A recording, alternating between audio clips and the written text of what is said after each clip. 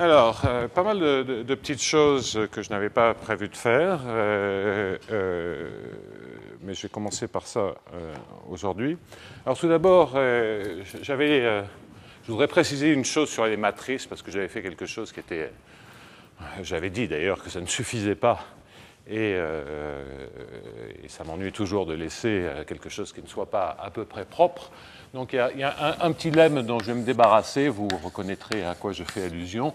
On prend une matrice symétrique strictement positive et B, une matrice symétrique. Donc un point que j'ai indiqué, c'est que toutes les valeurs propres de AB sont réelles. Donc ça, je l'avais fait la semaine dernière, j'avais donné deux arguments différents.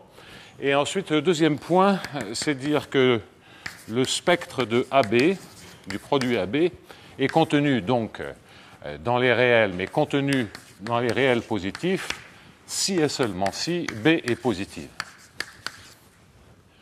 Alors, il y a déjà un sens que l'on a vu à de nombreuses reprises, hein, c'était celui-ci, c'est lié au produit à la composée de fonctions monotones qui entraîne que le spectre ne touche pas les réels négatifs.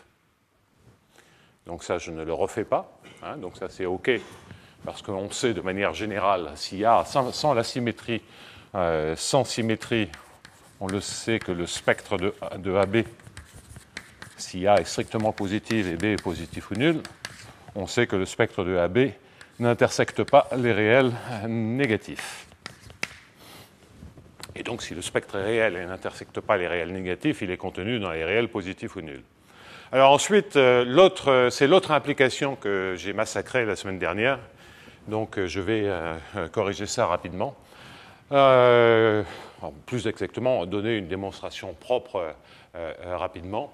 Et je vais raisonner par l'absurde. Donc si B n'est pas négatif ou nul, n'est pas positif ou nul, ben, ça veut dire a priori qu'il existe un vecteur x non nul, tel que puisque B est symétrique, sa première valeur propre est strictement négative, et donc en particulier, je sais trouver un point, par exemple le vecteur propre correspondant à la plus petite valeur propre, qui donne donc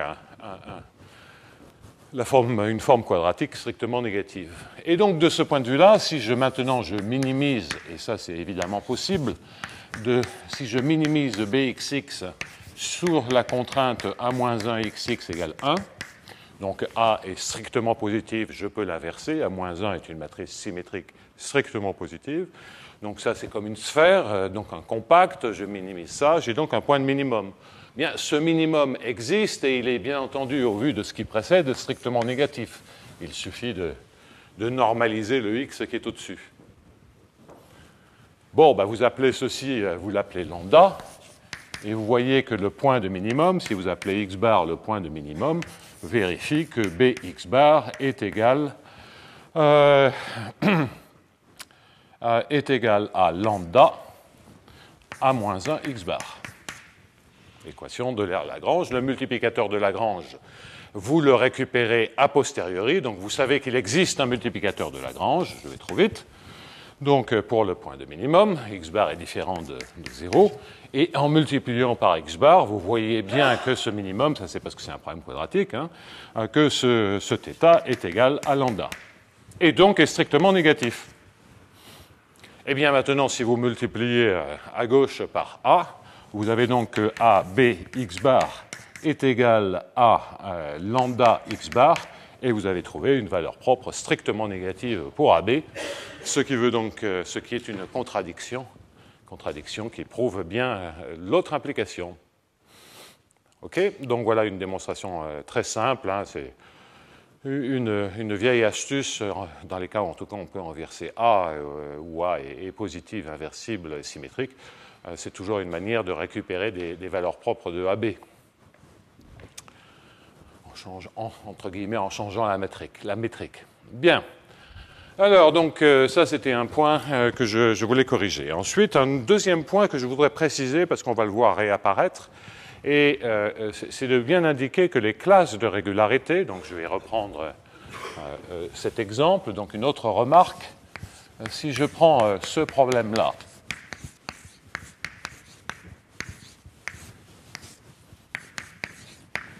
avec U de t égale U0.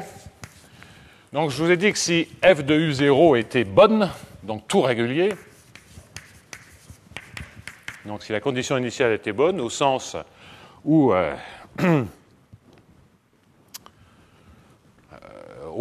par exemple, le spectre, et encore, il faut un tout petit peu préciser ça, que le spectre de D de f de U0 n'intersecte jamais les réels négatifs, et il faut vraiment qu'il y ait une distance qui soit uniformément positive, donc quel que soit x.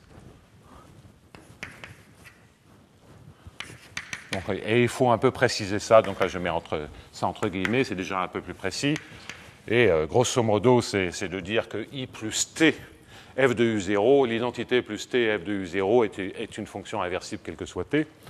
Donc, si elle est bonne, je vous ai dit qu'il y a une solution régulière. Alors, il y a plusieurs remarques que je veux faire, c'est que je suis allé un peu vite la semaine dernière, même si ce que je vous ai dit était correct. Formellement, ce que j'ai dit, c'est qu'on pose V égale f de U, c'est-à-dire que l'on va résoudre dV sur dt plus V grade V égale 0 avec V en t égale à 0 égale f de U0. Donc, d'une certaine manière, ça permet, on a une solution régulière de cette équation, c'est exactement ce qu'on a supposé. Donc, d'une certaine manière, on s'attend à ce que V soit f de U. Mais si f n'est pas inversible, comment on reconstruit U?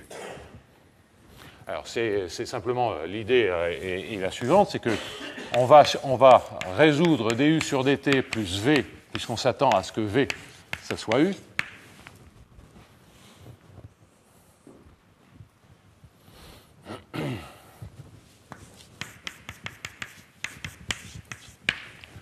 Donc ça, c'est une solution régulière, c'est une équation linéaire. V est donnée. V a été déterminé par cette équation. V est un champ de vecteurs régulier. C'est vraiment intégrer U le long des courbes intégrales de ce champ de vecteurs. Donc si on résout cela, on a une solution régulière. Parfait. Et maintenant, pourquoi V est-il bien f de U? Parce que le fait que ce soit une solution régulière, tout étant régulier, j'ai le droit de faire les règles de dérivation des fonctions composées, et donc je récupère que ceci est bien nul.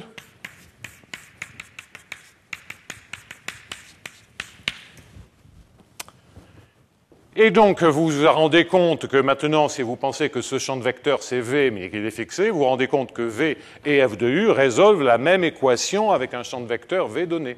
Donc, V est égal à f de U. Donc, si vous comparez ces deux équations, ça entraîne que V est égal à f de U. Fin de la démonstration. Donc, ce que j'avais déjà indiqué pourquoi c'était vrai, en disant, voilà, parce que f de U est régulier, mais je n'avais pas vraiment expliqué comment reconstruire U, et surtout, une fois qu'on a construit U, pourquoi ça colle bien. Si ce n'est pas inversible, à nouveau, je me pose et je vous ai donné des exemples avec les Hamiltoniens du style UX carré moins UY carré, où c'était évidemment pas inversible. Enfin non, là, en l'occurrence, dans ce cas-là, c'est inversible. Mais enfin, on peut facilement trouver des exemples où c'est pas inversible.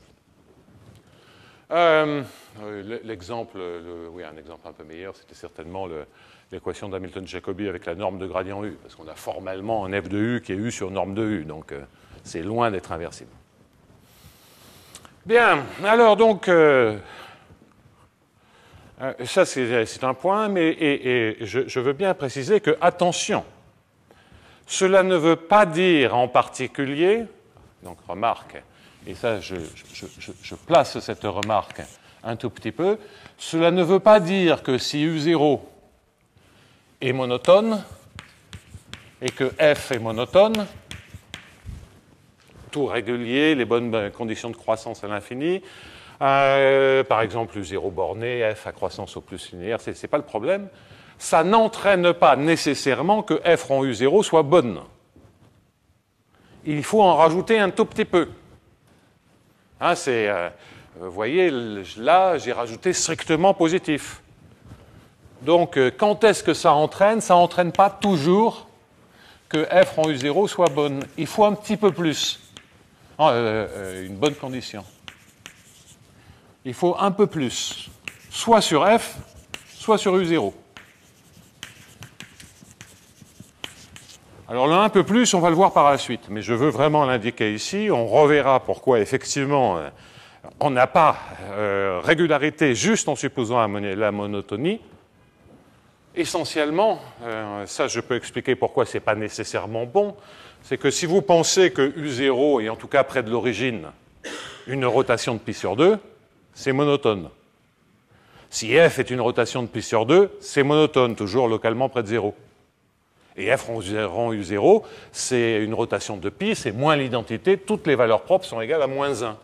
Donc on voit bien que là, ça y est, on a récupéré des valeurs propres qui sont strictement négatives. Donc il faut faire attention, mais on voit bien que c'est un cas limite. Dès qu'on renforce un peu, par exemple, si on suppose que l'une ou l'autre est strictement positive, ça marche.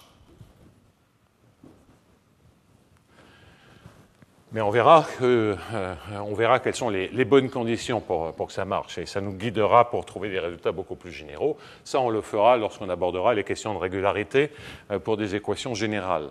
Donc le 1 peu plus, on va le voir plus tard.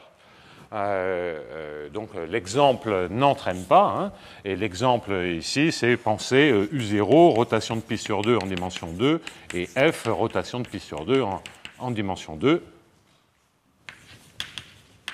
En tout cas près de 0. Eh bien, F rond U0 n'est pas bonne. Donc on loupe d'un chouïa. Alors il va falloir quand même, si on veut faire des théorèmes précis, il va falloir justement travailler un peu sur le chouïa. Mais ça arrivera peut-être à la fin du cours. On va voir comment ça se déroule aujourd'hui. Alors, ce que je vais faire, c'est que je vais poursuivre ce sur quoi j'avais conclu en annonçant déjà l'étude de la régularité, mais en fait, j'avais oublié quelque chose et dont j'avais sous-estimé la difficulté. Donc, j'ai travaillé d'arrache-pied et j'ai fini par comprendre ce qui se passait. C'est une question que j'avais toujours négligée en me disant ça marche, oui, plus ou moins. Et du coup, ça va nous faire comprendre pas mal de choses. Bien, qu'est-ce que je suis en train de dire? Je suis en train de, maintenant, j'efface tout ça. Je suppose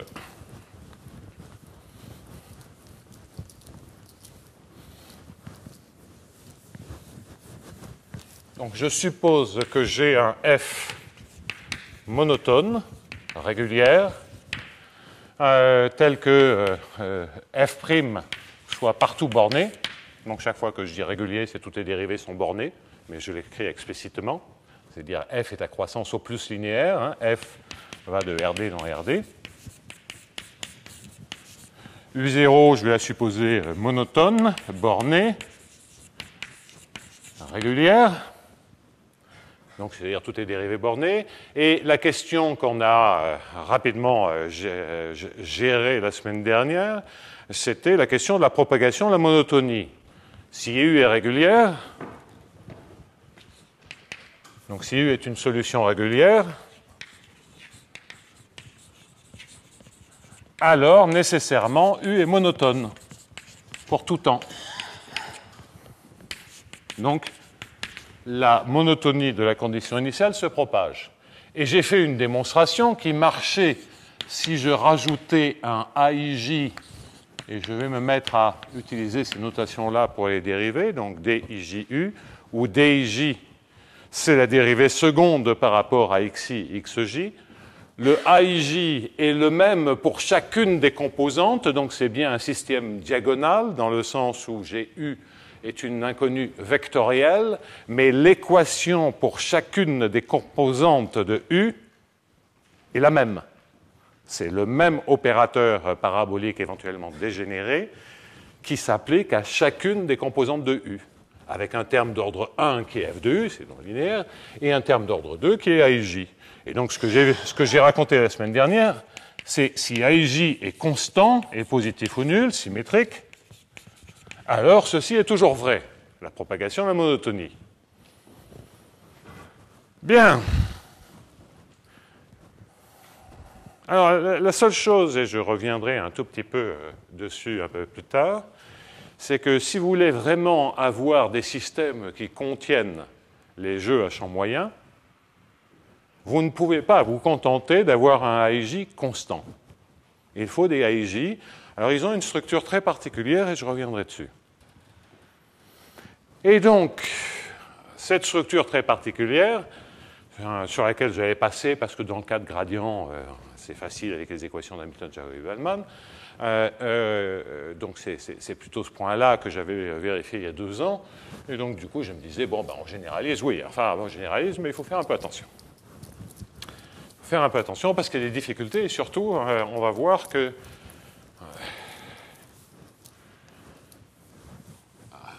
ce qui est naturel de mettre, ce n'est pas simplement un IJ des IJU, mais il va falloir en mettre plus.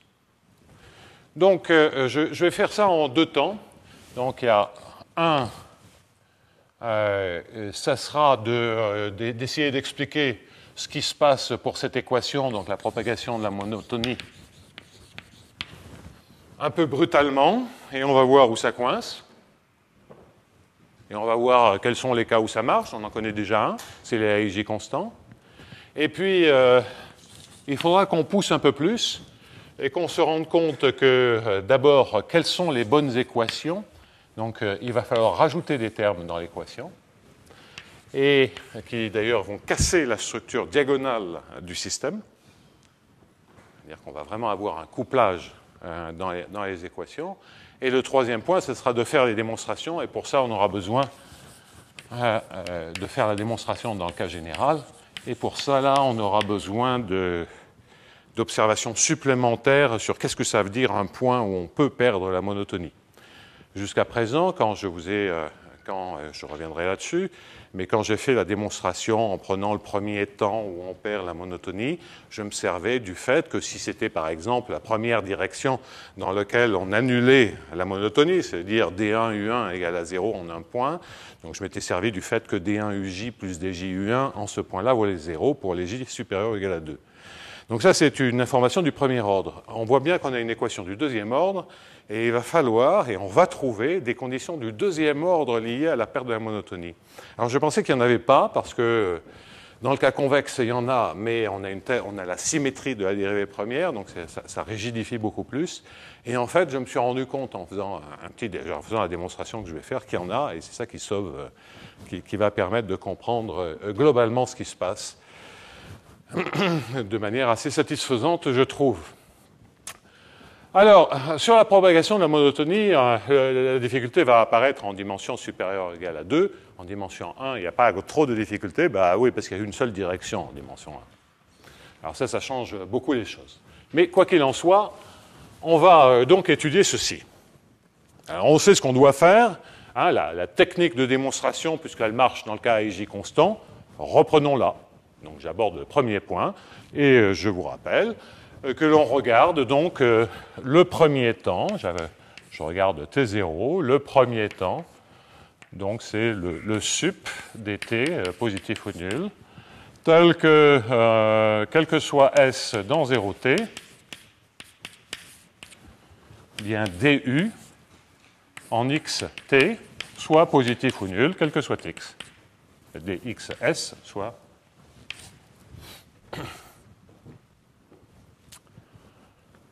Bon, alors, je suppose que T0 est fini, raisonnement par l'absurde, et essayer d'obtenir le fait qu'à ce moment-là, si on a quelque chose qui s'annule, on va rester positif et donc on va pouvoir continuer. Donc ça, c'était... il faut à la fin que j'ai le bon signe pour une dérivée en temps. Quitte à faire une translation, ça c'est une translation, je peux supposer que x0 est égal à 0, quitte à faire une rotation. Alors attention, je souligne le mot rotation, hein, parce qu'il va bien falloir se dire que ce que l'on va écrire, lorsque je prends la première composante, c'est à une rotation près. Donc les propriétés que je vais obtenir sur les AIJ doivent être invariantes par rotation. Il ne s'agit pas de dire je regarde la première coordonnée et puis les autres. Non, il va falloir que ça soit un peu plus subtil que ça. Et donc, ce que je vais dire à ce moment-là, c'est que D1 U1, la première dérivée, D1 U1 au point 0 T0 avec mes conventions, s'annule. Bien entendu, on a toujours que DU en x et t0 est positif ou nul, quel que soit x. OK? Donc, mais attention, là, j'ai fait une rotation. J'insiste bien sur ce fait-là. J'écris l'équation sur D1. Donc, toute la partie en F, je ne la refais pas. D1, U1. Il y a un plus un F gradient D1, U1 égale. Et a priori, j'ai un certain nombre de termes. Donc, d'abord, les termes en F, donc, dont je vais vite me débarrasser, qui sont moins F, donc alpha dérivé par rapport à bêta, D1 U bêta, D alpha U1, donc ça c'est le terme habituel. Ensuite, j'ai un terme qui est bon, puisque ça c'est AIJ, DIJ, D1 U1. Donc si je souligne en bleu les termes, ça c'est une équation parabolique pour D1 U1. Donc si j'avais que ces termes-là, je sais garder les signes et donc démontrer la propagation de la monotonie. Alors il y a deux termes, ça c'est le terme habituel qui apparaît à cause du F, et puis lorsque le AIJ n'est pas constant, il y a un terme beaucoup plus embêtant qui est D1 AIJ, DIJ U1. Égal à 0, non, c'est le membre de droite, ça. Donc, il y a deux termes supplémentaires, un qui provient de la non-linéarité et l'autre qui provient de la dépendance en x. Alors, le terme de la monotonie, on sait bien que dans cette somme, je n'ai besoin de prendre que la somme sur les alpha et bêta supérieure ou égale à 2. Pourquoi? Parce que si bêta est égal à 1, D1, U1, ça vaut 0 au point. Donc ça, je travaille en 0, T0. Donc, car D1, U1, si bêta est égal à 1, ben, par définition, en 0, T0 vaut 0. Même chose si alpha est égal à 1. Donc ça tue les termes alpha. Et puis, maintenant, je vais me servir des informations.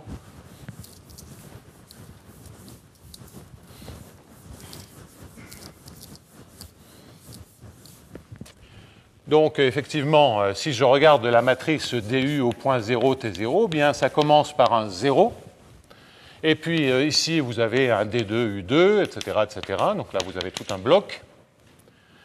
Et les termes qui sont ici et les termes qui sont là, si la matrice était symétrique, du fait qu'on ait une matrice positive ou nulle avec un coefficient sur la diagonale qui soit nul, ça entraîne que toutes les lignes et les colonnes associées sont nulles. Parce que ça, c'est positif ou nul. Maintenant, la matrice n'est pas symétrique, donc dire que c'est positif ou nul, c'est simplement dire que la partie symétrique de la matrice est nulle. Et donc, cela veut dire que la première ligne est en fait l'opposé de la première colonne. Hein, ça, c'est ce que je vous ai déjà raconté 36 fois. Donc, de passer de ça à ça, il y a le signe moins. Ça signifie bien que lorsque vous prenez la partie symétrique, eh bien vous tuez toute la première ligne et toute la première colonne. Donc là, c'est exactement ça. Et donc, on en déduit que DJU1, et je vais essayer de stocker les informations que l'on va avoir. Donc, au premier ordre, hein, c'est ça qui suffisait, on a D1U1 au point qui vaut 0, et on a DJU1 plus D1 UJ qui est égal à 0, quel que soit J supérieur ou égal à 2. Alors, c'est vrai pour J égal à 1, mais manière tordue d'écrire la première ligne. Donc, voilà les informations au premier ordre. Alors, les informations au premier ordre, ça suffit, c'est la démonstration qu'on a faite la semaine dernière, ça suffit pour conclure sur ce premier terme-là, puisque ce terme-là, je peux donc le réécrire comme étant somme sur les alpha bêta supérieur ou égal à 2 de F alpha bêta D alpha U1 D bêta U1. Le D1 U bêta, c'est moins D bêta U1, donc c'est la propriété que je viens démontrer. Le moins devient plus. Et là, vous voyez bien que vous avez DF, la forme quadratique associée à DF sur le vecteur qui est le gradient de U1. et la positivité de la dérivée de f, c'est-à-dire que le f soit monotone, vous donne le signe qu'il faut. Bien. Donc ça, tout ça, on l'a vu, évidemment, ça ne change rien. Donc le seul point qui subsiste, et c'est une difficulté de taille, le seul point qui subsiste, c'est à gérer le terme supplémentaire qui provient, donc c'est le terme qui est ici, que j'encadre, qui est le terme qui provient de la dérive, du fait que les coefficients maintenant sont supposés dépendre de x, et que donc là je récupère tout un tas de termes, certes ce sont des dérivés de U1, mais il y a des dérivés secondes, et pour l'instant je n'ai pas trop d'informations sur les dérivés secondes.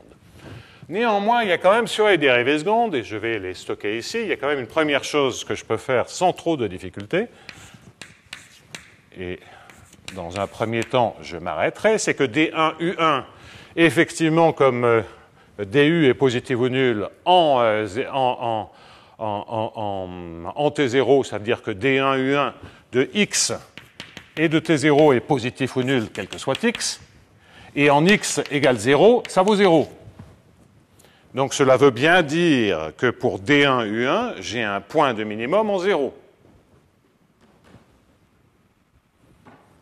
C'est le premier temps où on risque de perdre la monotonie, donc on sait que c'est monotone, en particulier le premier terme, cette première dérivée pure, est positive ou nulle. Et elle s'annule en 0, c'est mon hypothèse de travail. Mais donc ça veut dire que si c'est un point de minimum, son gradient s'annule. Donc j'en déduis que D1 dk de U1, je l'écris comme ça, est égal à 0, quel que soit k supérieur ou égal à 1. C'est tout le gradient.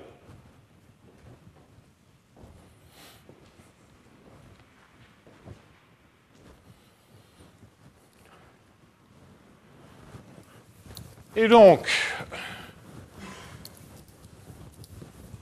le terme que j'ai encadré dans la boîte blanche,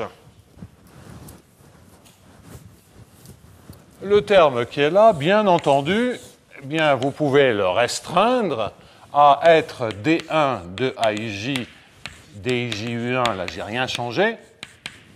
Et puis, je mets ici une somme sur I et J supérieure ou égale à 2.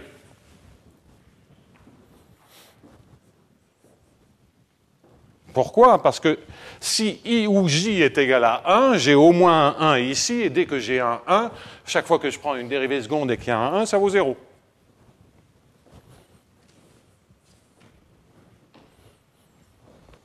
Maintenant, si je regarde ce bazar-là, le DIJU1,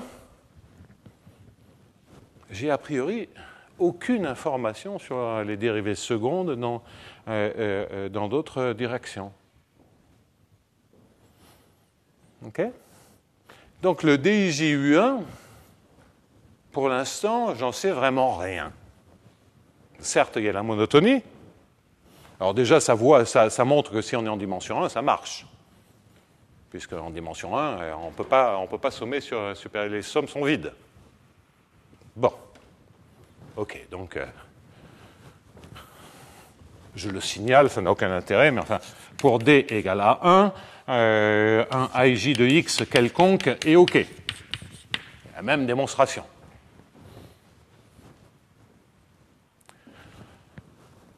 Une manière d'être sûr que ça marche, c'est de dire D1 AIJ égale à 0, quel que soit I et J, supérieur ou égal à 2. Voilà une manière brutale de dire les choses. Si on a ceci, ça entraîne propagation de la monotonie. Donc je mets un si, je souligne 2 fois, propagation de la monotonie, et ça à une rotation près. La rotation qui a permis de choisir la première coordonnée. Donc c'est chaque fois que je fais une transformation, une rotation, je regarde la première dérivée des coefficients après rotation supérieure ou égale à 2, et je dis que ça vaut 0. Alors c'est quoi les fonctions qui font ça? Il n'y en a pas des masses. Il y a les constantes, certes, et en fait il y en a une autre, la matrice qui fait ça. Alors ça, on va voir que ça entraîne que AIJ de x, nécessairement, est la forme AIJ constant, donc ça c'est des constantes, et puis ensuite vous allez avoir C fois x tensoriel x. C'est ça la seule matrice qui a cette propriété.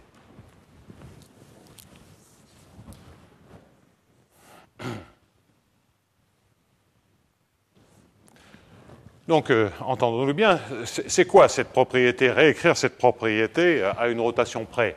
C'est-à-dire que vous prenez A de x état scalaire état, et vous prenez la dérivée par rapport à xi, avec xi orthogonal à état, vous voulez que ça fasse 0. C'est ça que ça veut dire. Hein. Là, maintenant, vous avez quelque chose qui est invariant par rotation.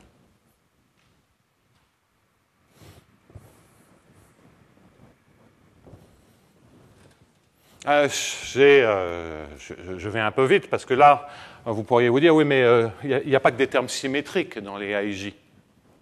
Il n'y a pas que des termes avec I égale J. Or, quand j'écris A, état, état, implicitement, je ne regarde que le cas I égale à J. Oui, mais c'est tous les états orthogonaux. Et vous pouvez effectivement, hein, c'est toujours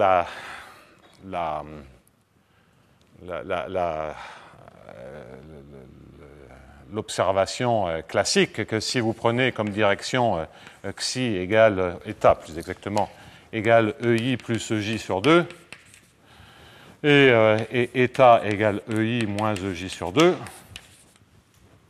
oui, enfin, EI plus EJ sur 2, ouais, j'enlève le sur 2, sinon je vais compliquer les choses, c'est que lorsque vous écrivez A, état, état, eh bien, vous allez récupérer AI plus AJJ plus 2 fois AIJ. La matrice A est symétrique, hein, je suppose. Et donc, vous voyez bien que si vous prenez toutes les directions pures qui sont orthogonales à xi, en particulier, vous avez EI, vous avez EJ. Hein, là, je suis en train de dire que I et J sont orthogonaux à état, hein, à xi. Donc, AI est égal à 0, AJJ est égal à 0, et puis la direction intermédiaire est égale à 0, et donc le terme diagonal, hein, c'est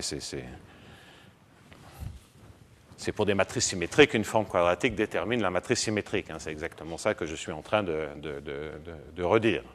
Et donc, voilà pourquoi, effectivement, la traduction de ce qui est ici sur le AIJ ou de ce qui est ici à une rotation près, ou cette information maintenant invariante par rotation, c'est la même chose.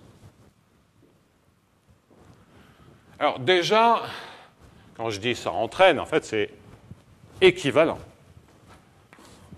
Cette propriété est équivalente à celle-ci. Donc ça, maintenant, je peux l'effacer, j'en ai plus besoin. Je vais garder le petit tableau qui est là-bas.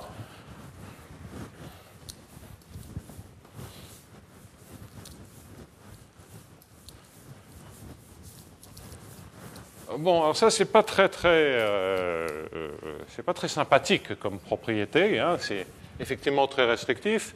Mais déjà, pour montrer cette équivalence, je vais montrer un sens. Évidemment, le seul cas qui soit intéressant à comprendre, c'est le cas si AIJ est égal à la constante. Certes, la dérivée de quoi que ce soit par rapport à n'importe quelle direction est bien nulle, mais donc le cas un peu moins évident, c'est le cas où A de x donc est égal à x tensoriel x. Auquel cas, la forme quadratique A de x état état, ce n'est rien d'autre que le produit scalaire de état et de x au carré. Définition du produit tensoriel. OK ? Et maintenant, la dérivée par rapport à xi de ce bazar-là, d sur dxi, de ce bazar-là, bon, ben, ça fait un 2 état x. Donc, vous dérivez par rapport à x, c'est le vecteur état, et vous prenez le produit scalaire dans la direction du gradient qui est état, dans la direction xi, c'est donc état scalaire xi. Et justement, supposer que c'est orthogonal, c'est dire que ce produit scalaire vaut 0. Donc ça marche bien si vous avez x tensorial x.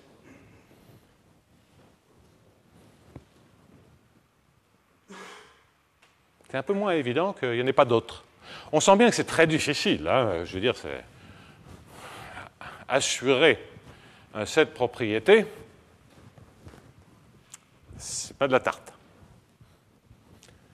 Alors, pour vous convaincre qu'il n'y a que ça, je vais le faire en dimension 2 pour faire une démonstration pédestre et éviter toute une algèbre un peu déplaisante. Ça suffira largement.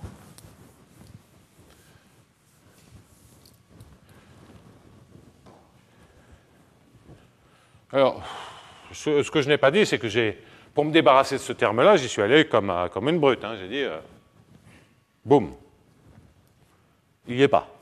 Il me gêne, je l'enlève. Donc la question qui va se poser ensuite, et on reviendra dessus un peu plus tard en réfléchissant vraiment quelle est la nature des équations, c'est est-ce qu'on peut faire mieux ou pas? Bon, ça, à suivre. À suivre, de toute façon, il va falloir travailler plus et travailler mieux. Je ne suis pas en campagne, hein, je vous rassure. Donc, bien.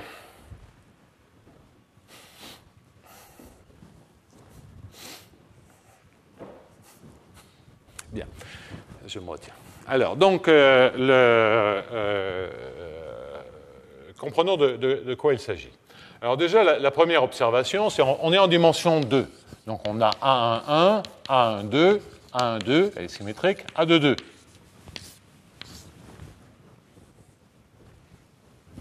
Ce que je sais déjà, c'est que A22 ne dépend que de X2. C'est ça, D1 de A22.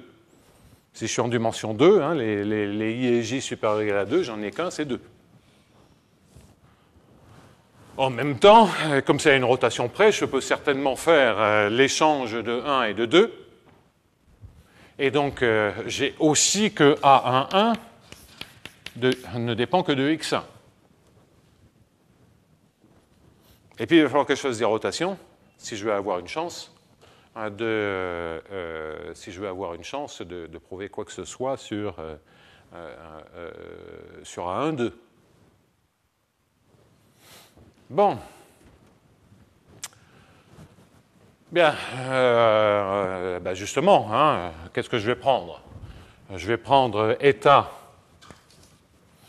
égale cosinus θ E1 plus sinus θ E2 et xi égale moins sinus θ E1 plus cos θ E2 et puis après je devrais échanger les rôles.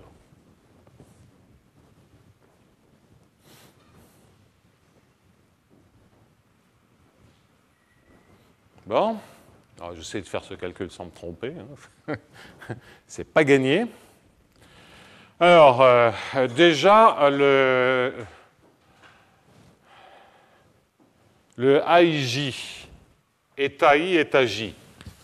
À quelques erreurs de calcul près, ça fait du cosinus carré θ à 1,1 plus 2 sinus θ cos θ à 1,2. Je n'ai pas envie d'avoir des polynômes trigonométriques de degré 3. Donc, il faudrait peut-être que je fasse une remarque. Ouais, non, bon, allez, on verra. Cosinus carré de θ1 plus 2 sinus θ cosinus 1, θ 1, 2. Je ne m'y prends pas très bien. Plus sinus carré θ à 2. Ça, c'est AIJ est AI est à J. Et puis, je dois faire D sur dxi. Donc, a priori, je dois faire moins sinus θ D sur dx1 de ce bazar-là, plus cosinus θ D sur dx2 de ce bazar-là. Alors, regardons bien les termes. j'ai A1 dépend de que de x1, donc j'ai le premier terme, moins sinus θ cos carré θ A11 prime, il dépend que de x1. Bien. Ensuite, a priori, A1,2, il pourrait dépendre de x1 et de x2. Hein. Et d'ailleurs, si vous pensez à x tensoriel x, hein, le terme A11, c'est x1 carré, il ne dépend que de x1. Mais le terme A12, c'est x1, x2, il dépend exactement des deux. Donc ça fait plus 2, alors moins sinus θ, ça fait donc moins 2 sinus carré θ, cos θ, d sur dx1 de A12. Et quoi d'autre? Et puis, donc ça c'est... Et le d sur dx1 de A22, en revanche, lui, il n'y est pas, puisque je sais que A22 ne dépend que de x2. De la même manière, quand je fais le d sur dx2 de A11, il n'y est pas, donc je passe directement à plus 2 sinus θ cos carré θ d sur dx2 de A12. Et le dernier terme qui reste est un sinus carré θ cos θ de dA22 de A'2 de x. Et ça doit être égal à 0, quel que soit θ.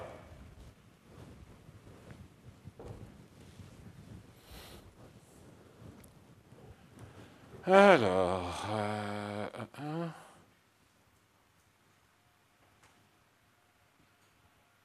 oui. Alors, comme ces polynômes trigonométriques sont indépendants, hein, vous reconnaissez celui-là, celui-ci qui est là, vous en déduisez donc que A'1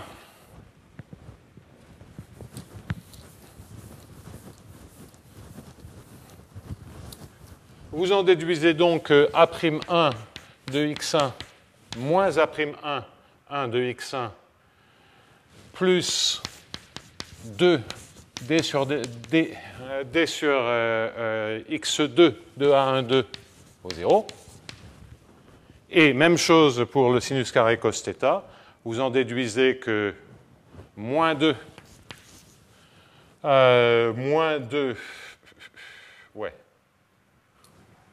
moins 2 d sur dx1, ouais, c'est ça, de A12 plus A'22 de x2 est égal à 0. Bon, ben là, on a fini. Hein. Pardon? Je pense. Hein, ouais. Oh. Non, c'est même correct. C'est-à-dire, je connais le résultat final, donc je peux vérifier que ces inégalités sont vraies. Mais là, je l'ai même fait à peu près même assez rigoureusement. Donc, qu'est-ce que ça veut dire? Ça veut dire déjà la première équation vous dit que A12 est égal à A'11 x1 fois x2 sur 2.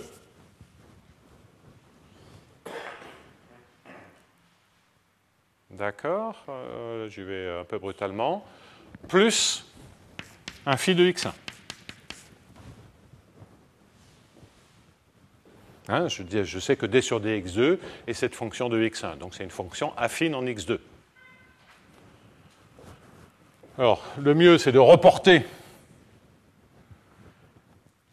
de reporter cette expression dans la deuxième ligne. Si je reporte cette expression dans la deuxième ligne, je récupère que moins A'11 de x1 à seconde 1,1 de x1, excusez-moi, moins A seconde 1,1 de x1, puisque c'est le d sur dx1 multiplié par x2, moins 2 phi' de x1, plus A'22 de x2 est égal à 0. Bon. Bien, vous voyez que c'est une fonction de x2 seule, qui est une fonction affine en x2. Donc, les termes directeurs de cette fonction affine doivent être constants. Donc, ça veut dire que phi' de x1 est égal à une constante que j'ai appelée alpha, mais également que A seconde 1 de x1 est une constante que je baptise C.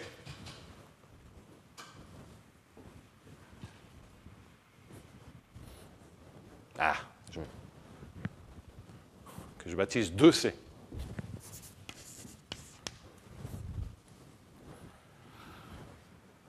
OK? À ce moment-là, ça m'entraîne que A'22 de x2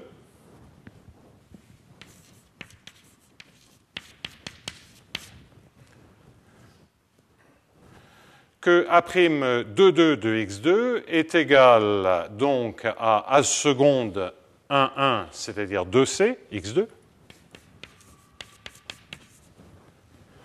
Et puis après, je vais avoir des constantes. Non, phi' de x1, il vaut 0. Il vaut 0. C'est la seule manière d'avoir une fonction de x2. Non. Bon, enfin bref. Donc vous voyez de toute façon apparaître ce qu'il faut ici, c'est-à-dire que A1 de x1 vaut cx1 carré. Il faut retravailler sur les termes d'ordre 1, mais que je commence à en avoir marre là. A22 de A11, A22 de x2 est égal. Donc de toute façon, le mieux c'est de regarder ça. Phi' de x1, c'est si vous avez que A'22 de x2 c'est égal à 2cx2, ça veut dire que A22 de x2 est égal à cx2 carré. Éventuellement plus une constante que je baptise A022. Voilà. Et ensuite, comme évidemment ceci est symétrique en 1 et en 2, ça entraîne aussi que A11, et c'est la même constante, que A1 de x1 est égal à cx1 carré plus A11, 0. Et ensuite, vous vous servez du A12 pour conclure. Vous l'avez là. Pour conclure que bien si que ceci est égal à cx1 x2 plus. Oui, il faut vraiment faire attention aux constantes. Hein, il me manque des petits chouïas. Plus A0, 1, 2. Enfin, vous voyez comment ça marche. J'ai négligé toutes les parties constantes qu'on retrouve par intégration à ce niveau-là. Mais vous voyez apparaître effectivement le cx1 carré pour A11, le cx2 carré pour A22 et le cx1 x2 pour A12, ce qui est précisément la matrice que vous voulez là. Donc, il n'y en a pas d'autre. Donc voilà, un petit calcul sans grand intérêt, et puis vous intégrez ça et vous apercevez que vous n'en avez pas d'autre. Bon. Alors ça, c'est d'une certaine manière, ça suffit à établir le résultat en dimension quelconque. Hein. Vous pouvez toujours vous restreindre à geler toutes les autres coordonnées et faire les rotations sur les deux premières. Et ensuite, comme vous faites les deux premières, ça vous donne ça sur le premier bloc, mais ensuite, comme vous pouvez toutes les échanger et toujours en prendre une en commun, ça veut dire que la constante est la même pour toutes les coordonnées. Donc la démonstration est finie. Je ne vais pas m'éterniser là-dessus. Le point qui est néanmoins totalement évident, c'est que c'est une hypothèse très forte. Certes, elle a permis de tuer la difficulté, mais malheureusement, il n'y a presque aucune matrice qui font ça. Puisqu'à part les constantes qui sont triviales, il n'y en a qu'une. Très, très particulière. Donc ça, c'est une très mauvaise nouvelle. C'est une très mauvaise nouvelle parce que si je regarde un terme de diffusion pure comme ceci en X, le X tensoriel X, c'est pas du tout un jeu à champ moyen et jusqu'à présent, on n'a aucun jeu à champ moyen pour un espace d'état fini. Alors donc, on est obligé de se dire, alors c'est quoi la structure des équations dans un espace d'état fini de jeu à champ moyen? Alors, il y a plusieurs pistes pour les réécrire. Une première piste, c'est de dire, de repartir en dimension infinie et de regarder précisément quels sont les termes que l'on avait. L'autre piste, c'est de se dire, c'est l'équation que l'on dérive, parce que ça provient, le terme d'ordre 2 provient du bruit commun qu'ont tous les joueurs. OK ? Alors, le bruit sur une position sur des positions dans un espace fini, c'est une notion qui est un peu compliquée à maîtriser. Donc il faut commencer à réfléchir en termes de chaîne Markov. Ça devient rapidement compliqué. Mais on peut se servir du fait que l'on sait en dimension finie, et donc on doit avoir la même chose en dimension finie, qui peut le plus, peut le moins, que c'est la dérivée d'une équation d'Hamilton-Jacobi-Bellman. Donc, quelle est la structure de bruit en dimension infinie? Donc là, j'aborde le point 2. C'est quelle est la bonne équation? Donc ça ne marche pas, ou ça marche dans des cas très particuliers. Mais ce n'est pas grave, parce que ce que je ne vous ai jamais dit, c'était quelle était la bonne équation ou le bon terme de diffusion. Je vous avais dit simplement, il faut qu'on ait des démonstrations qui passent avec un terme de diffusion. Et on ne peut pas avoir un terme, on ne peut pas se restreindre à des termes qui sont non dégénérés. Parce que ça, c'est tricher. Alors, c'est quoi la bonne équation? Alors déjà, un bref retour en dimension infinie. Le fait d'avoir un bruit commun sur les joueurs entraîne, et je ne veux vraiment pas, on a des équations, soit on se place au niveau de Hamilton-Jacobi-Bellman quand on peut, mais ça c'est compatible avec le bruit commun, soit on se place au niveau des MFG.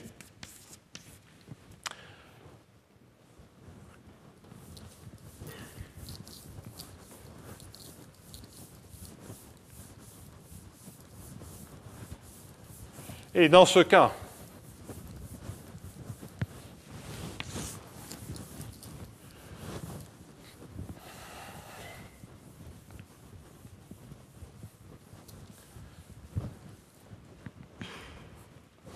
quels sont les termes? Alors ici, on a une fonction qui agit sur l'espace des probas ou l'espace des mesures, donc sur les probas, les mesures. Et pour MFG, on a une fonction qui agit sur le domaine, croix, l'espace de probas ou les mesures. Donc un phi de m, un u de x et de m. La structure diffusive que l'on a en dimension infinie lorsqu'on a un bruit commun, c'est de manière très formelle, en supposant tout très très régulier, c'est la dérivée seconde par rapport à m dans la direction gradient m, gradient m. OK? Donc c'est bien un terme tensoriel.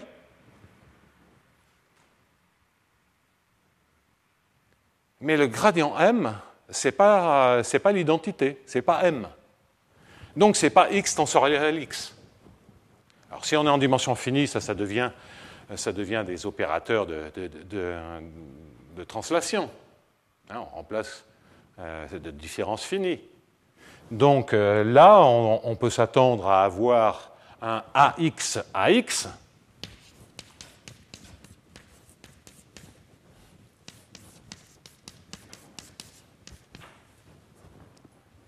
Ça, c'est bon, mais il faut avoir un A quelconque.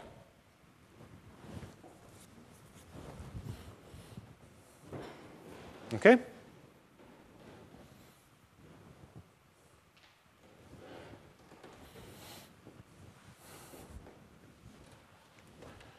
D'ailleurs, quand je dis un A quelconque, c'est un A qui est à valeur vectorielle, donc vous pouvez penser que ce que vous devez avoir, c'est plutôt une somme comme ceci. Hein? Parce que c'est dans la direction, là j'ai écrit de manière vectorielle, ça veut vraiment dire la somme de I égale 1 à K, si K est la dimension de l'espace sous-jacent, donc en fait c'est bien D, de D de phi sur dm2, dm sur dxi, dm sur dxi.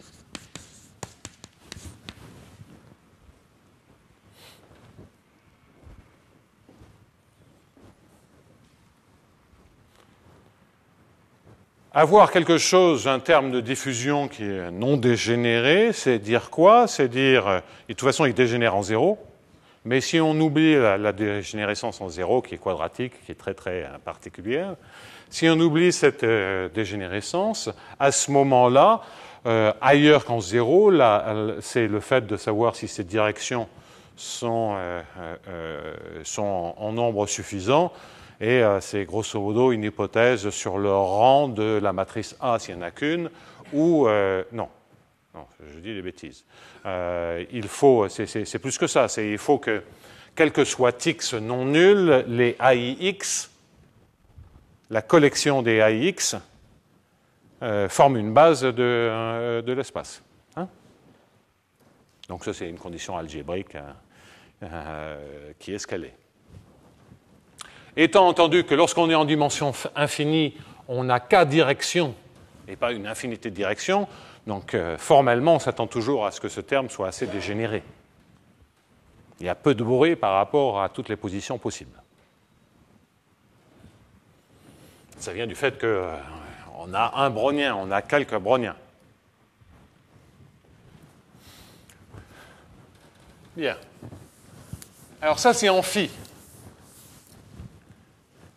Et donc, ce que l'on apprend, alors si on sait faire avec un AX, on saura faire avec une somme. Donc, déjà, ce qu'on apprend, c'est que si on est en dimension finie et qu'on regarde le HJB, on doit plutôt s'attendre à regarder dφ sur dt. Et pour être compatible, c'est un cas où f est égal à h', et ce qu'il faut pour les conditions initiales, mais ça, je n'en parle pas, plus un h de gradient phi. Et là, je vais avoir un ij de x dij phi.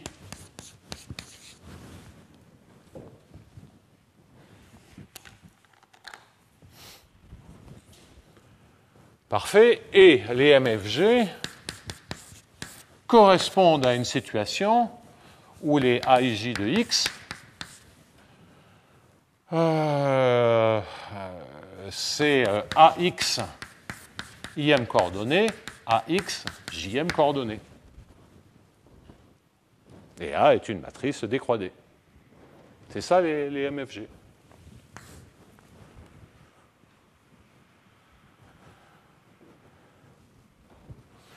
La question de la propagation de la monotonie, c'est au niveau de Hamilton-Jacobi-Bellman, la question de la propagation de la convexité. Aïe, aïe, aïe. Donc là, on tombe sur ce que j'avais fait il y a quelques années avec Marek Musiela, où on a des conditions un peu compliquées, qu'on va voir réapparaître, sur les AIJ de x, qui marchent pour ça. Dans le cas quadratique, c'est en fait très simple dans le cas quadratique. Mais autant essayer de comprendre quelle est la structure qui joue. Donc déjà, il va falloir faire une démonstration un peu plus difficile. C'est pour ça qu'il va falloir pousser là-dessus. Et que je vais simplifier un peu et on va voir réapparaître les arguments qui étaient assez cruciaux. Mais auparavant, c'est que là j'ai pris l'angle Hamilton-Jacobi-Bellman, mais avant de passer à l'angle MFG, où bien entendu on récupère un terme comme ceci, D2U sur dm2, gradient M, c'est ce qu'on obtient en dérivant par rapport à M. Mais lorsque je dérive par rapport à M, j'ai d'autres termes. Il y a d'autres termes. Il y en a fondamentalement un autre. Enfin, il y en a deux autres, parce que ça c'est... Bon, bref. Il y en a fondamentalement un autre que je rappellerai dans un petit instant.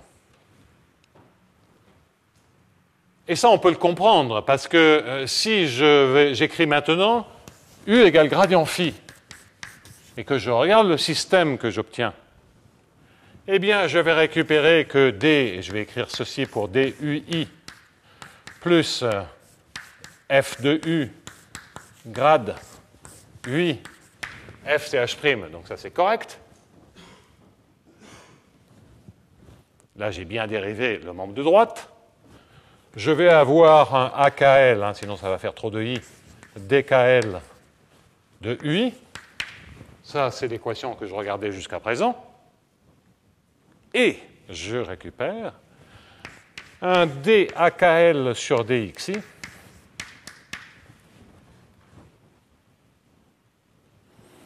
ce que j'ai, c'est un D2KL phi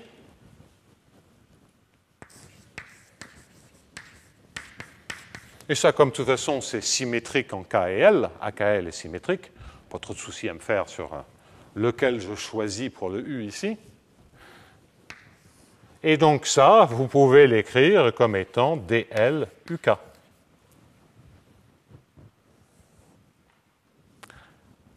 C'est-à-dire que le système n'est plus un système diagonal. Ce qui rend d'ailleurs, en termes de système, même si c'était non dégénéré, bon, on serait déjà dans une zone beaucoup plus flottante en termes d'analyse mathématique.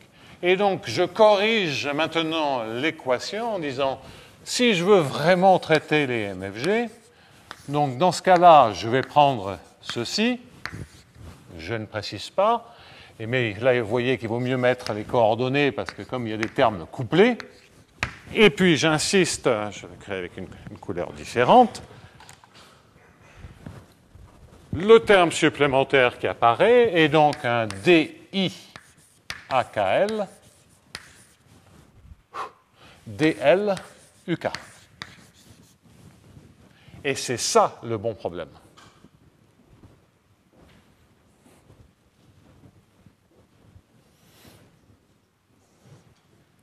Alors ça, je vais le simplifier. Je vais donc, si on en est là, qu'est-ce que je vais faire?